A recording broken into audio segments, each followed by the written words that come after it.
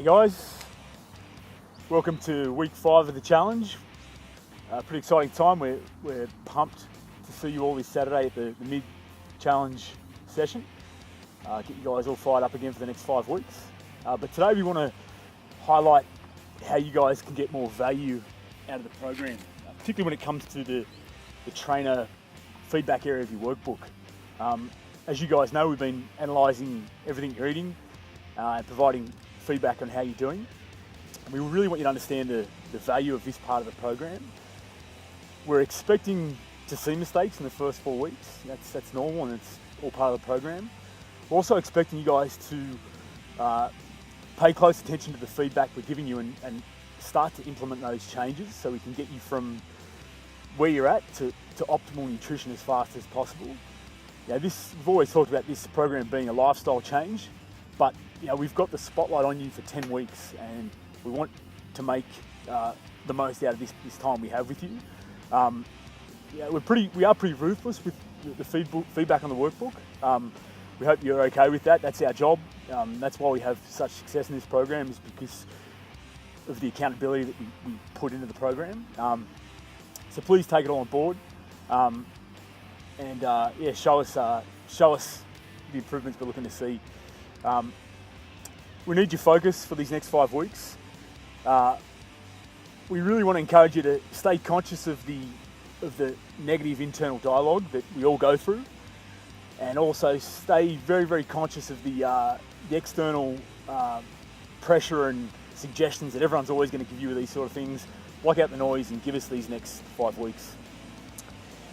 Yeah, so guys, as Ben said, the workbook is a tool that we think is really, really helpful for you guys. But we really want you to make the most of it. One of the cool features of the workbook is the coloured boxes at the bottom of your food diary. Those coloured boxes are just a really quick visual indication of whether you're getting the basics right. So we want you to really pay attention to those boxes, and we want to see all greens. But in this program, we're asking for 91% compliance, so that's above 90%. So that means if you're eating 4 or 5 or 6 meals a day, then over the week you're allowed 3 to 4 times when you're non-compliant. So we want you to look at those those boxes, and if you're seeing more than 3 or 4 red or orange, that means that you're not hitting the basic level that is required for you to make change. So if that's you, we want you to look at it, take note of the notes that Ben and I are leaving for you, and do whatever it takes to make that change that we're asking you to make to get all those boxes green. One of the advantages of having those 3 or 4 options to be non-compliant is that you can plan for it. You can plan your week.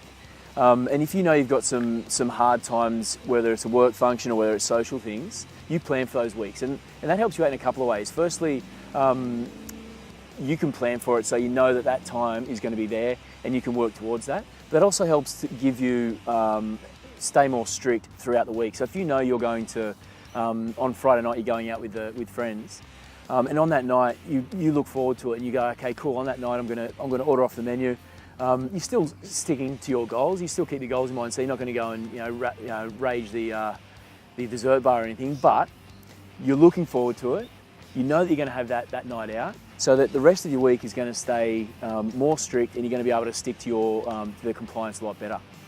And then once you're out, you thoroughly enjoy that meal because you know you've worked hard to get it, and you deserve that. So those looking at those red boxes, like we said before, it's just it's an indication of what you need to make changes, just the basics.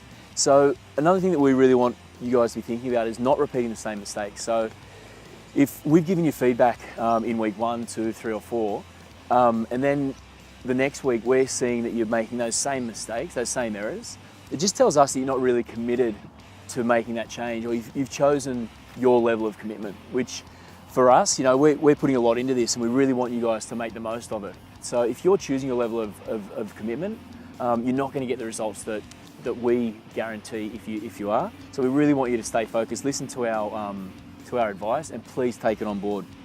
One of the things that we want you guys to know as well is we understand that life goes on. We understand that there's things that come up.